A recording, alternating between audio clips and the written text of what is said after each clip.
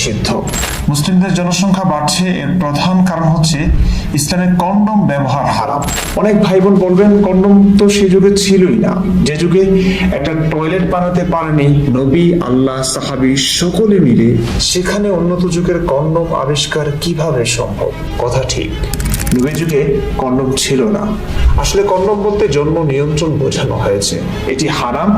অভাব অনটনের ভয়ে তোমরা তোমাদের সন্তানদেরকে হত্যা করো না। আমি তাদেরকে রিজিক দেই এবং তোমাদেরকেও। নিশ্চয়ই তাদেরকে হত্যা করা মহাপাপ। সূরা বনী ইসরাঈল আয়াত 31। সন্তান হত্যা বলতে বোঝানো হয়েছে জন্ম নিয়ন্ত্রণ। দারিদ্রতার ভয়ে পৃথিবীতে আসার পর তাকে হত্যা এবং দারিদ্রতার ভয়ে সন্তানকে পৃথিবীতে আসতেই না দেওয়া, দুটোই এই আয়াতের অন্তর্ভুক্ত। রিজিকের মালিক আল্লাহ, তাই খাওয়াতে পড়াতে পারবো না এই ভয়ে সন্তান হত্যা করা ইসলামে নিষিদ্ধ। মুসলিমরা তাই জন্ম নিয়ন্ত্রণ করে না, হুজুররা করেন না। তারা ওয়াজ করে শোনান কোরআনের এই বাণীর কথা। রিজিকের মালিক আল্লাহ, তাই বাচ্চা বেশি হলে হোক, আল্লাহই খাওয়াবেন পড়াবেন। কিন্তু প্রশ্ন হলো কিভাবে রিজিক দেন আল্লাহ? বাংলাদেশে দেখছি আলেমরা, ইমাম, মুয়াজ্জিনরা মানুষের বাড়িতে বাড়িতে খান। মাদ্রাসার নিষ্পাপ কচি ছেলেদের রাস্তাঘাটে কালেকশন বা ভিক্ষা করতে পাঠিয়ে দেন। উন্নত হুজুররা মাহফিলে কিসসা কাহিনী বলে সুর করে ওয়াজ করে খায়। অবশ্য এটি ইসলামের বাস্তব চিত্র নয়। নবীর যুগে আল্লাহ নবীকে রিজিক দিতেন কাফেরদের মেরে তাদের ধন সম্পদ লুট করার মাধ্যমে। পরে আমরা আসছি এই প্রসঙ্গে। 2, বেশি বেশি বাচ্চা নেওয়া। ইসলামের নবী মুহাম্মদ সাল্লাল্লাহু আলাইহি ওয়াসাল্লাম তার সাথীদের অর্থাৎ সাহাবাদের অধিক সন্তান প্রসবকারী নারী বিয়ে করবার আদেশ দিতেন। বলতেন, এমন নারীকে বিয়ে করো যে প্রেমময়ী এবং অধিক সন্তান প্রসবকারী। কারণ কি? হাদিস থেকে শুনুন। কেননা আমি অন্যান্য উম্মতের কাছে তোমাদের সংখ্যাধিক্যের কারণে গর্ব করব। শুধু তাই নয়, প্রেম ভালোবাসার কোনো জায়গা নেই ইসলামে। বিয়ের ক্ষেত্রে অনেক উচ্চ শিক্ষিত কোনো নারীকে আপনার ভালো লাগলো, সব দিক থেকে সেই নারী মায়াময়, ভালোবাসাময়, আদরে, জ্ঞানী, গুণী, সৎ এবং আপনাকে প্রচন্ড পরিমাণে ভালোবাসে। আপনিও ভালোবাসেন, কিন্তু সে নারী কোনো কারণে সন্তান জন্মদানে অক্ষম, এমন নারীকেও বিয়ে করতে নিষেধ করেছেন ইসলামের নবী। এই হাদিসেই দেখুন। আরেক হাদিসে বলেছেন, তোমরা কুমারী বিবাহ করো, কারণ কুমারীদের মুখ অধিক মিষ্টি, তাদের গর্ভাশয় অধিক সন্তানধারী, তাদের যোনিপথ অধিক উষ্ণ, তারা ছলনায় কম হয় এবং স্বল্পে অধিক সন্তুষ্ট থাকে। 3, শুধু যে অধিক সন্তান প্রসবকারী নারী বিয়ে করে একের পর এক আদম চাষ করে নবীর উম্মতের সংখ্যা বাড়িয়ে নবীকে গর্ব করার সুযোগ দেওয়ার বিধান আছে ইসলামে, তা নয়। এমন অধিক সন্তান প্রসবকারী নারী যার যোনি উষ্ণ হয়, যে স্বল্পে তুষ্ট হয়, মানে ঘোরাফেরা, উন্নত রেস্টুরেন্টে গিয়ে টাকা খরচা করে না, ভালো ভালো পোশাক পরে নিজেকে পরিপাটি করে রাখার বিলাসী মেয়ে নয়, শুধু ভাত কাপড় আর সেক্সে সন্তুষ্ট থাকলেই হয়। আমাদের প্রিয় নবীজির পছন্দের মেয়ে এমনই হয়।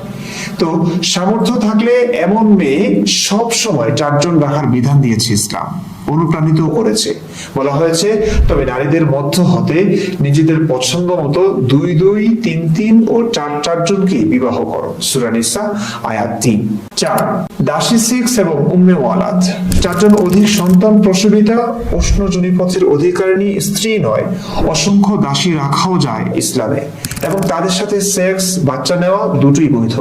যে দাসীর ঘরে মালিকের বাচ্চা হয় সেই দাসীকে উম্মে ওয়ালাদ বলে। মানে হচ্ছে মা, ওয়ালাদ মানে হলো সন্তান। উম্মে ওয়ালাদ মানে হলো সন্তানের মা, মানে স্ত্রী নয় তবে সন্তানের মা সে। দাসী মানে কি? ইসলামিক পরিভাষায় যুদ্ধবন্দিনী নারীকে দাসী বলা হয়, এবং বাজার থেকে দাসী কিনতেও পাওয়া যেত সেই যুগে, এরাই দাসী। যুদ্ধবন্দিনী মানে কিসের যুদ্ধ? কাদের সাথে যুদ্ধ বলছি? অমুসলিমরা ইসলাম না মানলেই তাদের সাথে যুদ্ধ। সেই যুদ্ধে প্রাপ্তবয়স্ক পুরুষদের হত্যা করে অবলা নারী ও শিশুদের বন্দী করা হয়, তারাই দাস দাসী ইসলামের পরিভাষায়। দাসীর সাথে সেক্স ও বাচ্চা নেওয়া দুটোই ইসলামে বৈধ। এক এক যুদ্ধে কি পরিমাণ দাস দাসী এবং গনিমতের মাল হস্তগত করত প্রিয় নবীজির সাহাবীরা, তার একটা নমুনা দেখাচ্ছি।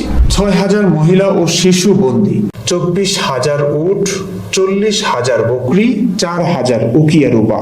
রাসূলুল্লাহ সাল্লাল্লাহু আলাইহি ওয়াসাল্লাম নির্দেশ দেন যেন সমস্ত গনিমতের সম্পদ জিহরানায় জমা করা হয় এবং স্বয়ং তিনি তায়েফে তাশরিফ নেন। যে প্রিয় দর্শক, 6,000 নারী ও শিশু বন্দী, একটা যুদ্ধেই এত শত নারী বন্দী করে দাসী বানিয়েছেন আমাদের পেয়ারা নবী।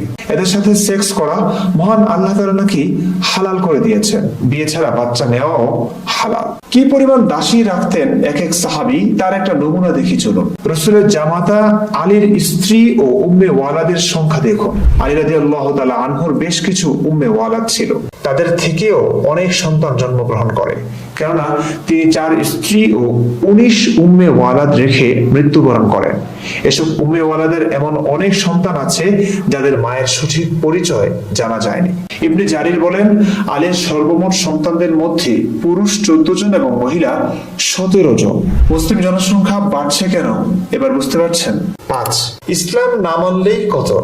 কোরআন হাদিসে স্পষ্ট আছে, ইসলাম না মানলেই হত্যার নির্দেশ দেওয়া হয়েছে। প্রসিদ্ধ হাদিস, রাসূলুল্লাহ সাল্লাল্লাহু আলাইহি ওয়াসাল্লাম বলেছেন, মানুষ যে পর্যন্ত না আল্লাহ তাআলা ব্যতীত আর কোনো প্রভু নেই এই কথা স্বীকৃতি দেবে, সেই পর্যন্ত আমি তাদের বিরুদ্ধে যুদ্ধ করতে আদিষ্ট হয়েছি। আর যে ব্যক্তি বলল আল্লাহ ব্যতীত আর কোনো প্রভু নেই, সে আমার থেকে তার মাল ও রক্ত অর্থাৎ জীবন নিরাপদ করে নিল। সোজা কথায় ইসলাম না মানলেই যুদ্ধ। অবশ্য ইসলাম না মেনে যদি ক্ষমতা কর্তৃত্ব মুসলিমদের হাতে দিয়ে অমুসলিমরা নিজ দেশে দাসের মতো নত হয়ে অবমাননাকর জিজিয়া দিয়ে থাকতে চায়, তাহলে সেটা পারবে। নতুবা যুদ্ধ, সেই যুদ্ধে প্রাপ্তবয়স্কদের হত্যা করা হয়, নাবালিগ শিশু ও নারীদের দাস দাসী বানানো হয়। সুতরাং ইসলাম না মেনে কোনো উপায় নেই। জনসংখ্যা কেন বাড়বে না ভাই? 6, উপার্জনের চিন্তা নেই মুসলিমদের। 4 বিয়ে, অসংখ্য দাসী, তার উপর কুমারী, উষ্ণজনী পথের অধিকারিণী, অধিক সন্তান প্রসবিতা নারীর মাধ্যমে একের পর এক সন্তান নিয়ে নবীর উম্মত বাড়ানোর বিধান তো শুনলেন। সমস্যা হলো এত বাচ্চা কাচ্চা নিয়ে চালাবেন কিভাবে, খাওয়াবেন পড়াবেন কিভাবে, উন্নত শিক্ষা দীক্ষা দেবেন কিভাবে? টাকা পয়সা ব্যাপার স্যাপার তো আছে রে ভাই। এক্ষেত্রে অবশ্য আমাদের দেশের আলেম ওলামারা সাধারণ জনগণকে বলে বেড়ান, রিজিকের মালিক তো আল্লাহ, তাই যত ইচ্ছে বাচ্চা নাও, আল্লাহই খাওয়াবেন পড়াবেন। যদিও এই কথা বলে তাদের সন্তানদের পাঠিয়ে দেন রাস্তায় রাস্তায় আল্লাহ নবীর নাম করে, মাদ্রাসা মসজিদের নাম করে টাকা তুলতে, এক কথায় ভিক্ষাবৃত্তি।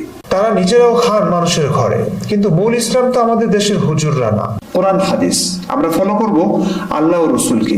নবী সাহাবীরা আসলে অর্থ সম্পদ নিয়ে ভাবতেন না এবং রিজিকের মালিক আল্লাহ বলে চুপ করে ঘরে বসে থাকতেন না। তারা চলে যেতেন যুদ্ধ করতে, কাফের মেরে তাদের ধন সম্পদ ছিনিয়ে আনতেন, যাকে গনিমতের মাল বলে। এই গনিমতের মালই ছিল আমাদের প্রিয় নবীজির উপার্জন। হাদিসের নবী এই কথাটিকে এইভাবে বলেছেন, ওয়াজআলা রিজকি তাহতা জিল্লি রুমহি, আমার জীবিকা রাখা হয়েছে আমার বর্ষার ছায়াতলে। আরেক হাদিসে বলা হয়েছে, ওয়ালামু আন্নাল জান্নাতা তাহতা জিলালিস সুয়ুফ, তরবারির ছায়াতলেই জান্নাত। সোজা কথায় নবী সাহাবেদের উপার্জন ছিল তরবারি বা বর্ষার ছায়াতলে। অমুসলিমদের মেরে মেরে তাদের ধন সম্পদ আত্মসাৎ। এটা হলো পার্থিব লোক, দুনিয়াবী ব্যবস্থা। আখেরাতেও জান্নাত আছে কাফের মারলে, তরবারির ছায়াতলেই জান্নাত। সুতরাং বেশি স্ত্রী সন্তান থাকলে খাওয়ানো পড়ানোর জন্য বেশি বেশি রোজগার করতে হয়। রোজগার করতে অনেক পন্থা খোঁজা, চিন্তা, হতাশা কাজ করে, সময় নষ্ট হয়, দুশ্চিন্তায় যৌন শক্তিও নষ্ট হয়, বীর্যে শক্তিও কমে। এসব চিন্তা, হতাশা, সময় ক্ষেপণের কোনো দরকার হয় না মুসলিমদের। কাফেররা, ইহুদি খ্রিস্টানরা কষ্ট করে দিন রাত এক করে মাথার ঘাম পায়ে ফেলে দুনিয়ার যাবত কাজকর্ম করবে, উপার্জন করবে, আর সেই উপার্জনের টাকা ভোগ করবে মুসলিমরা। ভাই এমন হলে এদের জনসংখ্যা বাড়বে ছাড়া কমবে কেন? 7, মূর্খতা, যুক্তিবিদ্যা চর্চা না করা, অন্ধত্বকে প্রমোট করা। বুকে হাত দিয়ে বলুন তো কত পার্সেন্ট মুসলিম ইসলাম জেনে শুনে বা বুঝে মানে? 99% মুসলিমই কোরআন পড়ে না। 10% লোক পড়লেও কেবল তেলাওয়াত করে, মানে শুধু পড়ে, অর্থ বোঝে না। 5% লোক অর্থ বুঝলেও মর্ম বোঝে না, আয়াতের প্রেক্ষাপট জানে না, হাদিস তো দূরের কথা, কিছু সুন্দর সুন্দর হাদিস মানুষের মুখে মুখে উচ্চারিত, ব্যাস হাদিস মানেও বোঝে সেগুলোই। 1% মানুষ যদি গভীরভাবে ইসলামকে জানতে ও বুঝতে চায়, তাদের থাকে না কল্লা। কেন? মানে যারা কোরআন বুঝে পড়ে, সমস্ত হাদিস ইতিহাস পড়ে, নবীর কর্মকাণ্ডগুলোকে যুক্তি ও বুদ্ধির আলোকে বুঝবার চেষ্টা করে, তারা ইসলাম নিয়ে সংশয়বাদী হয়ে পড়ে, ইসলাম ছেড়ে দেয়, ঘৃণা করে, নবীকে গালি দেয়। তখনই ইসলামের সৈনিকরা তাকে মেরে ফেলে। এই যুগে এসব যেমন হচ্ছে আমাদের চোখের সামনে, সর্বযুগেই এমন হয়ে এসেছে। আরেক হলো ইসলামের যুক্তি তর্ক হারাম। নবী একটা জিনিসকেই বেশি ভয় পেতেন, সেটা হলো যুক্তি। নবীকে যৌক্তিক প্রশ্ন করলে তিনি রেগে যেতেন, খেমে যেতেন, থমকে দিতেন, আজাব ও গজবের কথা শোনাতেন। অপরদিকে যে বোকা, সরল, বুদ্ধিহীন, প্রশ্নহীন, বাক্যহীন নবীকে বিনা বাক্য বেয়ে মেনে নিতেন, তাকে নবী জান্নাতে পাঠিয়ে দিতেন। বলতেন, আমি সাক্ষ্য দিচ্ছি আল্লাহ ব্যতীত প্রকৃত কোনো ইলাহ নেই এবং আমি আল্লাহর রাসূল। যে এই বিষয় দুটোর প্রতি নিঃসন্দেহে বিশ্বাস রেখে আল্লাহর সঙ্গে সাক্ষাৎ করবে, সে জান্নাতে প্রবেশ করবে। দেখলেন অবস্থা? কি সুন্দর ইসলাম, কি সহজ ইসলাম। জান্নাত কি সহজ! একটা কথা চোখ বুজে বিশ্বাস করলে জান্নাত, আর একটু বুঝতে চাইলেই আপনি জাহান্নামে তো বটেই, বরং দুনিয়াতেও আপনার মৃত্যুদণ্ড। মানে একটা বলদ বোকা চলে যাবে জান্নাতে, আর একজন উচ্চ শিক্ষিত জ্ঞানী যুক্তিবাদী সে যাবে জাহান্নামে। বাজারে সস্তা জিনিসই বেশি থাকে এবং তার গ্রাহকও বেশি হয় সহজলভ্য বলে, এটা তো জানেন নিশ্চয়ই। ইসলামের জনসংখ্যা এই কারণেই বেশি। 8 নাম্বার, সেক্সের লোভ দুনিয়া ও আখিরাতে। সেক্স কার না ভালো লাগে ভাই? এত বাধা নিষেধের পরেও মানুষ এর জন্য সব ছাড়তে রাজি। সহজে না পেলে কেউ আবার জোর জবরদস্তি করেও এটা করবার চেষ্টা করে। কিন্তু এই সেক্সটাকে ইসলাম সবচেয়ে বেশি গুরুত্ব দিয়েছে। ইসলামের 4 বিয়ে, অসংখ্য দাসী, হিলা বিয়ের মাধ্যমেও অন্যের স্ত্রীকে ভোগ করে ছেড়ে দিতে পারার বিধান তো আছেই। পাশাপাশি জান্নাতে 72 হুর আনলিমিটেড সেক্স করার লোভনীয় কিস্সা শোনানো হয়েছে। যেটা করার জন্য মানুষ এমনিতেই উন্মাদ, পাগল, সেটা করার জন্য আবার দিয়েছে অবাধ বৈধতা। 9, বাক স্বাধীনতা না দেওয়া। কোন একটা দাবি সত্য না মিথ্যে তা প্রমাণ করার জন্য পর্যাপ্ত পর্যবেক্ষণ, সাক্ষ্য প্রমাণ, গবেষণা, যাচাই বাছাই প্রয়োজন। কেউ একটা দাবি করলে তার দাবিটি সত্য না মিথ্যে তা প্রমাণ চাওয়াটা অন্যায় কিছু না। পৃথিবীর সমস্ত আদালতেই বাদী বিবাদী দুপক্ষেরই কথা শোনা হয়। এক পক্ষের কথা শুনে বিচার করা কোনোভাবেই গ্রহণযোগ্য নয়। পৃথিবীতে প্রায় 10,000 ধর্ম সৃষ্টি হয়েছে, এর মানে 10,000 সৃষ্টিকর্তা। এদের সবাই আলাদা, এক একজনের রং, রূপ, গতি প্রকৃতি, শাসন বিধান সবকিছুই আলাদা। এদের সম্পর্কে আমাদের জানিয়েছেন ভিন্ন ভিন্ন মানুষ।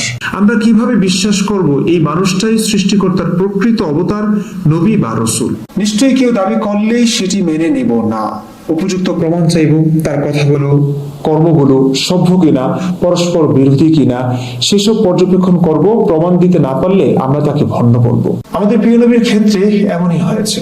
কিন্তু যারা যৌক্তিক প্রশ্ন করে উত্তর না পেয়ে বরং নবীর ধমকি শুনেছে, পরে বেচারা জ্ঞানী গুণীজনরা নিতান্তই বাধ্য হয়ে নবীকে নিয়ে সমালোচনায় লিপ্ত হয়েছে, নবী তাদেরই আল্লাহর নাম করে নির্মমভাবে হত্যা করেছেন, জবাই করেছেন, গলা কেটেছেন। এমন অসভ্যতা দেখে কেউ কেউ মৃত্যুর ভয়কে জয় করে হলেও নবীকে নিয়ে গালি দিয়েছে ক্রোধ চেপে রাখতে না পেরে। নবী তাদের ক্ষেত্রে বলেছেন, মান সাব্বা নাবিয়ান ফাকুতুলু, যে নবীকে গাল দেবে তাকে হত্যা করো। ইসলামের ইতিহাসে নবী, আল্লাহ, কোরআন, হাদিস কোনো বিষয় নিয়ে কেউ যৌক্তিক কথা বললেও সেটি কটূক্তি হয়ে যায়। এই দায়ে তাকে হত্যা করা হয়। নবী যুগে এমন হয়েছে হুয়াই ইবনে আখতাব, কাব ইবনে আশরাফ, আবু রাফে, আসমা বিনতে মারওয়ান প্রমুখের ক্ষেত্রে হয়েছে। সেই ধারাবাহিকতা এখনো বহাল আছে। এমনকি নবীকে নিয়ে বিদেশ থেকে কেউ কিছু বলেছে, তাকে হত্যা করতে না পেরে দেশে তার বাড়িতে হামলা, ভাঙচুর এবং লুটপাট করেছে। ধরুন আওয়ামী লীগ একটি দল, একটি মতবাদ। এই দলটিকে বিচার করতে হলে কি আওয়ামী লীগের নেতাকর্মী বা দলের লোকদের কথাই শুনবেন আপনি? না, কারণ আওয়ামী লীগের নেতাকর্মীরা, দলের লোকেরা এই দলটিকে ভালো বলবেই, দলের প্রশংসা করবেই তারা।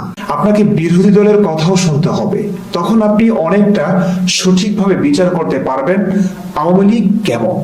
এখন যদি আওয়ামী লীগ তাদের বিরোধী দলকে কথা বললে মেরে ফেলে, তাহলে কি আওয়ামী লীগকে সভ্য দল বলবেন আপনি? নিশ্চয়ই না। ইসলাম ঠিক এমনই করেছে।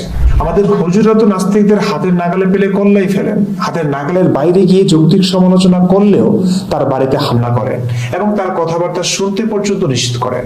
সবচেয়ে মজার ব্যাপার হলো ইসলামের সমালোচনা ইসলামের কোরআন, হাদিস, সিরাত, ইতিহাস থেকে করা হয়।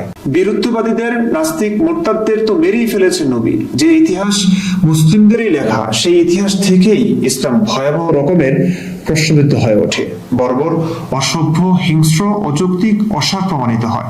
ইসলাম কতটা অসহায়, কতটা নগ্ন যে তার সমালোচনার উপকরণ তাদের নিজস্ব দল, নিজস্ব গ্রন্থ থেকে করা হয়। ভিন্ন দলকে মেরে ফেলবার পরেও নিজেদের শাস্ত্র অনুযায়ী নিজেরা মিথ্যে ও বর্বর প্রমাণিত হয়। সুতরাং বাক স্বাধীনতা নিশ্চিত করলেই দেখবেন মুসলিমদের জনসংখ্যা কিভাবে কমে যাচ্ছে। কন্ডম ইউজ না করে নবীর উম্মত বাড়ানোর যত বড় মিশনই চালু করুক না কেন, বাক স্বাধীনতা দিলে ইসলাম কি, কিভাবে, এসব ব্যাপার মানুষ ব্যাপকভাবে জানার, বোঝার সুযোগ পেলে মুসলিমরাই দলে দলে ইসলাম ত্যাগ করবে। 4 বিয়ে, অসংখ্য দাসী, জন্ম নিয়ন্ত্রণের নিষিদ্ধতা, দাসী সেক্স, এই সব কিছু সত্ত্বেও ইসলামের জনসংখ্যা কমেই যাবে। 10. ইমোশন। মুসলিমদের জনসংখ্যা বৃদ্ধির আরেকটি কারণ হলো ইমোশন। আমাদের সকলের মনেই প্রেম ভালোবাসা আছে। প্রেম বোঝে না ধর্ম, জাতপাত। সবসময় আমার নিজ ধর্মের কারো সাথে প্রেম হবে ব্যাপারটা তা নয়। ভিন্ন ধর্মের কারো ক্ষেত্রেও প্রেম জাগতে পারে, প্রেম হতে পারে। সেক্ষেত্রে বিয়ে শাদীর জন্য কি করতে হবে? ইসলামের নিয়ম হলো নন মুসলিমদের সাথে মুসলিমদের বিয়ে অবৈধ। এক্ষেত্রেও ইসলামের নবী নিষেধাজ্ঞা জারি করেছে, সাম্প্রদায়িকতার বাঁধ নির্মাণ করে গেছে। ধরুন আমার একটা হিন্দু মেয়েকে ভালো লাগলো, ভালোবাসা হলো, এক্ষেত্রে তাকে বিয়ে করলে ইসলামিক ল অনুযায়ী বিয়েটা হচ্ছে না। সন্তান হলে যার সন্তান হচ্ছে, তো কি করতে হবে? সেই হিন্দু মেয়েটিকে আগে মুসলিম বানাতে হবে, তারপর তাকে বিয়ে করা শুদ্ধ হবে। প্রেম ভালোবাসা পৃথিবীতে ছিল, আছে এবং থাকবে। প্রেমের সফলতার জন্য মানুষ কি না করে, ধর্মান্তরিত হতেই পারে, তাই না? এ কারণেও মুসলিমদের সংখ্যা দিন দিন বাড়ছে। আমাদের দেশের অতি পরিচিত মুখ অপু বিশ্বাসই এর জ্বলন্ত উদাহরণ। সাকিব খানের জন্য সে তার ধর্ম ছেড়ে সাকিব খানের ধর্ম ইসলাম গ্রহণ করেছে, এটা আমরা সকলেই জানি। মুসলিম সাকিব খান যখন তাকে ধোঁকা দিয়েছে, কষ্ট পেয়েছে, সে আবার সে ইসলাম ছেড়ে দিয়েছে। সাকিব আবারও তাকে প্রেম দেখাবে, আবারও সে ইসলাম গ্রহণ করবে, কষ্ট পেলে আবারও সে হিন্দু হয়ে যাবে। সুতরাং এমন অপবিশ্বাসদের অপু ইসলাম হয়ে যাওয়ায় আসলে ইসলাম মহান হয়ে যায় না, ইসলামের নবীও মহান হয়ে যাবে না। এখানে অপবিশ্বাসের নবী আসলে সাকিব খানই। নতুবা মূল ইসলাম ধর্ম যা মুহাম্মদের হাত ধরে এসেছে, সেই ধর্মের ছিটে ফোটাও অপবিশ্বাসদের জানা নেই। জানা থাকলে এভাবে পোশাক বদলের মতো ধর্ম বদলাতে পারতো না। সকালে হিন্দু, বিকালে মুসলিম বনে যেত না। স্পষ্টই এখানে বুঝে শুনে ধর্ম গ্রহণের ব্যাপার স্যাপার নেই, যাতে বলবেন কোন অপবিশ্বাস ইসলাম হয়ে যাওয়ায় ইসলাম মহান বা শ্রেষ্ঠ ধর্ম হয়ে গেছে। এক অপবিশ্বাস না, এমন নজির ভুরি ভুরি আছে পৃথিবীতে। একটা কথা মনে রাখবেন, সংখ্যাধিক্য দিয়ে সত্য মিথ্যা প্রমাণিত হয় না। মাত্র ৫০ বছর আগের কথা, পোল্যান্ডের নিকোলাস কোপারনিকাস বলেছিলেন সূর্যকে ঘিরে আবর্তিত হচ্ছে পৃথিবী সহ গ্রহগুলো। তারই উত্তরসূরি হিসেবে এলেন ইতালির জিওর্দানো ব্রুনো, গ্যালিলিও গ্যালিলি। সেদিন পৃথিবীর তামাম বিজ্ঞানী, বুদ্ধিজীবী, দার্শনিক থেকে সাধারণ মানুষ তাদের তত্ত্বকে ভুল বলেছিল, ফুৎকারে উড়িয়ে দিয়েছিলেন। এমন এক গাঁজাখুরি, অদ্ভুতনী ও ধর্মবিরোধী মত প্রকাশের জন্য সেদিন ব্রুনোকে বন্দী করা হয়েছিল, অবশেষে তাকে পুড়িয়ে মারা হয়েছিল প্রকাশ্যে। গ্যালিলিও গ্যালিলিকেও ধর্মান্ধতার বিচারে, অধার্মিক ও অসত্য মতবাদ প্রচারের অপরাধে জীবনের শেষ 8টা বছর বন্দী জীবন কাটাতে হয়েছিল। কিন্তু এত কিছু করেও সর্বশক্তিমান ঈশ্বর আল্লাহ, মোল্লা, পৃথিবীর সকল মানুষ সূর্যের চারপাশে পৃথিবীর ঘোরা কিন্তু বন্ধ করতে পারেনি। এখন সবাই বিশ্বাস করছে পৃথিবী সূর্যের চারপাশে ঘোরে। জেনে রাখবেন, সংখ্যাধিক্য কখনোই সত্যতার মাপকাঠি হতে পারে না। প্রয়োজন হচ্ছে পর্যাপ্ত যুক্তি, পর্যবেক্ষণ, তথ্য প্রমাণ। বাজারে সস্তা জিনিসের সংখ্যাও যেমন বেশি, তার গ্রাহকও কিন্তু বেশি। দামি জিনিস যেমন কম হয়, তেমনি দামি জিনিস নিতে পারা মানুষের সংখ্যাও কমই হয়। মুসলিমদের জনসংখ্যা বাড়ছে, এই কারণে ইসলাম সত্য, এর চেয়ে হাস্যকর কথা আর কি আছে পৃথিবীতে?